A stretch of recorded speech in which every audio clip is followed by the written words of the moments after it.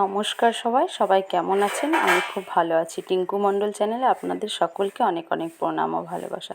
তো আজকে আমি যেটা বানাবো আমাদের খাবারে দুপুরে, তো এই দেখুন ছানা, এটা 1.5 কিলো দুধ ছিল, তো আমি খাইনি, 3 দিন দুধ খাইনি।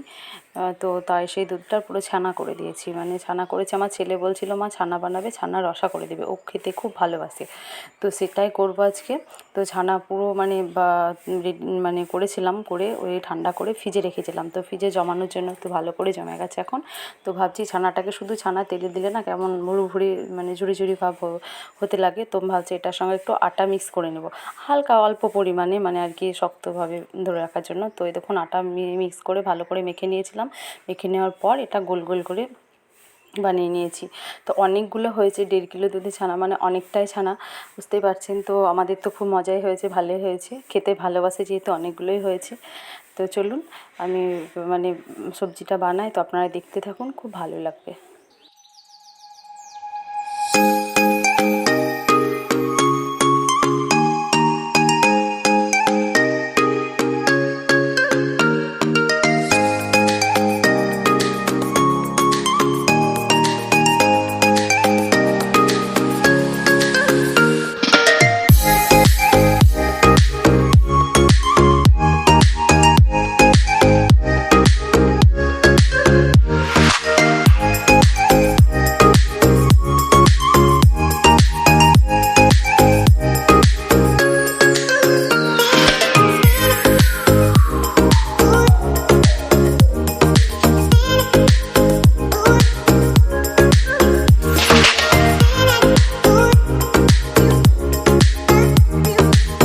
এই দেখুন আমার সবগুলো হয়ে গেছে, ছানাগুলো ভাজা তো খুব সুন্দর হয়েছে, আর খেতেও খুব ভালো লাগলো। আমি একটা খেয়ে দেখেছিলাম, খুব ভালো লাগছিল।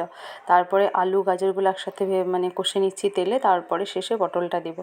পটলটা দেওয়ার পরে তখন হয়ে গেলে, পটলটা তুলে নেওয়ার পরে তখন দেখুন মশলা করাও হয়ে গেছে। মশলাতে দিয়েছি কাজু বাদাম, তারপর সর্ষে, কাঁচা লঙ্কা, হালকা জিরে আর অল্প একটু আদা, তো সব কিছু দিয়ে পেস্ট করে নিয়েছি। আর মনে হয় সবজিতে কাজু বাটা দিলে খুব ভালো লাগে, তো আমি কাজু দিয়েছি, 3-4 পিস কাজু দিয়েছি। আর ওই যে পোস্ত ছিল না বলে আজকে বাদাম, আর যে বাদামটা হয় মুগফলি, সেটাও দিয়েছি অনেক কটা। তো জানি না কেমন হবে, বানানোর পর বলবো কেমন হয়েছে খেতে। তো এই দেখুন পটল হয়ে গেছে, এরপরে যে মশলাটা দিয়ে দেবো, তেল গরম হয়ে গেছে। তো মশলাটা তো বললাম আপনাদেরকে কী দিয়েছি।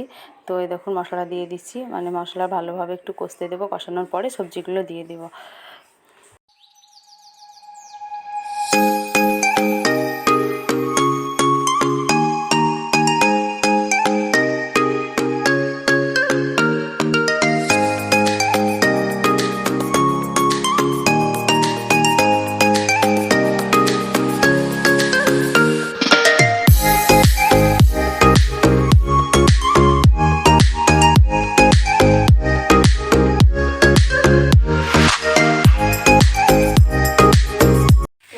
মশলাগুলো ভালো করে কষে নিয়েছি।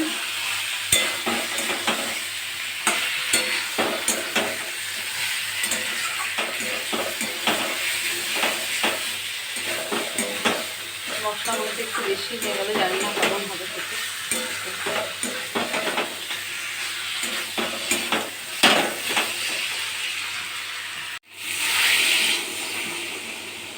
তো এই দেখুন আমার ভালোভাবে কষানো হয়ে গেছিলো, তারপরে তো জল দিয়ে দিলাম, দেখলেন। তাই দেখুন তারপরে ফুটে গেছিলো, ফুটে যাওয়ার পরে সব ছানার বড়াগুলোকে দিয়ে দিচ্ছি এখন। তো যে ঝোল দেখছেন, এই ঝোলটা অতটা ছিল না, কেননা থাকবে না, এতে শুষে নেবে, টেনে নেবে বড়াগুলোতে।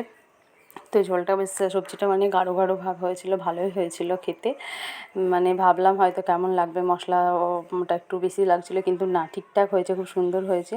যে গ্রেভিটা ছিল একটু মাখা মাখা হয়েছিল, ভালো লাগছিলো খেতে।